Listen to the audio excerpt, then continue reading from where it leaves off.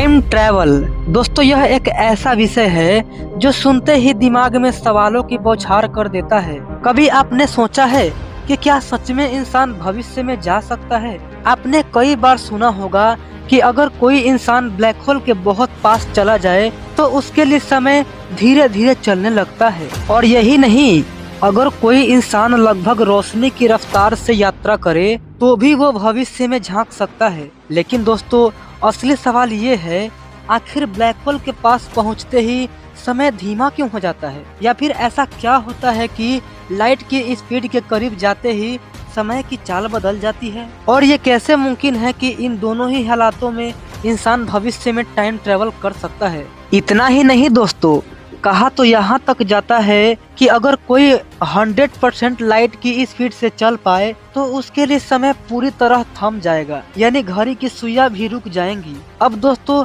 अगर गहराई से समझा जाए तो टाइम ट्रेवल कोई जादू नहीं है, बल्कि यह एक वैज्ञानिक सिद्धांत है जिसे हम टाइम डायलेशन कहते हैं। यानी ब्रह्मांड में दो अलग अलग जगहों या हालातों में समय की गति का अलग अलग होना। अब सवाल ये उठता है, यह टाइम डायलेशन आखिर है क्या? ब्लैक होल समय को अपने पास क्यों धीमा कर देता है? और जब कोई चीज लाइट की स्पीड से चलती है तो समय उसके लिए रुक सा क्यों जाता है? चलिए दोस्तों, इन सभी सवालों के जवाब आज हम आसान भाषा में कदम दर कदम विस्तार से समझते हैं।